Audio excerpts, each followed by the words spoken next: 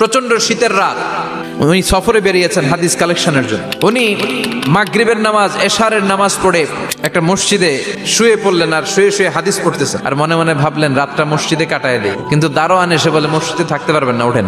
উনি যে আহমদ ইবনে হাম্বল এটা চিনে নাই, কাঁথা গুছিয়ে হাদিসের কিতাব নিয়ে কাঁধের মধ্যে ব্যাগ নিয়ে মসজিদ থেকে বেরোয় গেলেন। কি আর করবেন, প্রচন্ড শীত, আর কাঁপতেছেন বুড়ো মানুষ। পথিমধ্যে দেখলেন বাজার একজন খাব্বাজ, শাবুন খাব্বাজ, যুবক রুটি বিক্রেতা, সে রুটি বিক্রি করে। সে যে সালাম দিল, আসসালামু আলাইকুম। আহমদ ইবনে হাম্বল বলে, যুবক আমার যাওয়ার জায়গা নেই, সফরে বেরিয়েছি, খুব শীতে কষ্ট পাচ্ছি, রাতে যদি তোমার এই চুলা থেকে একটু আগুন পোহাই কোনো সমস্যা? যুবক বলে, না না সমস্যা না, আহলান ওয়া সাহলান, কোষ আমদেদ, আসেন আসেন, আপনি আগুন পোহাইলে আমার সমস্যা কি? আল্লাহ শুকরিয়া করে উনি বসলেন আর আগুন পোহাচ্ছেন। আর খেয়াল করলেন যুবক রুটি বানায় আর পরে আস্তাগফিরুল্লাহ, রুটির দলা বানায় পরে আস্তাগফিরুল্লাহ, খামির বানায় আর পরে আস্তাগফিরুল্লাহ, খালি এইটাই পড়তেছে। ইমাম আহমদ ইবনে হাম্বল তো অবাক, কিরে এটা আবার কেমন যুবক, খালি আস্তাগফিরুল্লাহ। উনি প্রশ্ন করলেন, যুবক ঘটনা কি? আসার পর থেকেই তোমার দেখতেছি তুমি রুটি বানাও, রুটি বিক্রি করো আর পড়ো আস্তাগফিরুল্লাহ।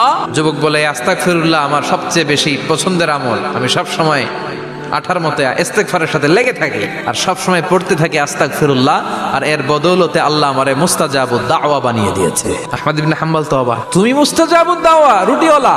আমি এত বছর হাদিস পড়াই, আমিও তো মুস্তাজাবুদ দাওয়া না, তুমি দোয়া করলেই সব কবুল হয়ে যায়? যুবক বলে, না আনা মুস্তাজাবুদ দাওয়া, আমি আমার জীবনে যত দোয়া করেছি কবুল করে নিয়েছে কে? সব দোয়া কবুল করে নিয়েছে আল্লাহ, একটা দোয়া ছাড়া। কি সেই দোয়া?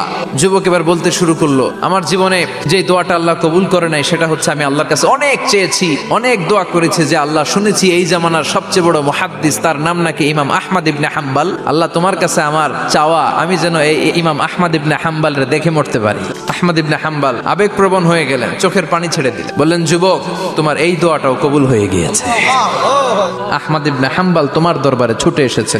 যুবক চোখের পানি ছেড়ে দেয়, যুবক চিৎকার মেরে ইমাম আহমদ ইবনে হাম্বলকে জড়িয়ে ধরে, হাতে হাত রেখে মুসাফা করে, কপালের মধ্যে চুমু খায় আর আল্লাহর শুকরিয়া করে বলে, ও ইমাম, আসলে এই দোয়াটাও আল্লাহ আজকে কবুল করে নিল।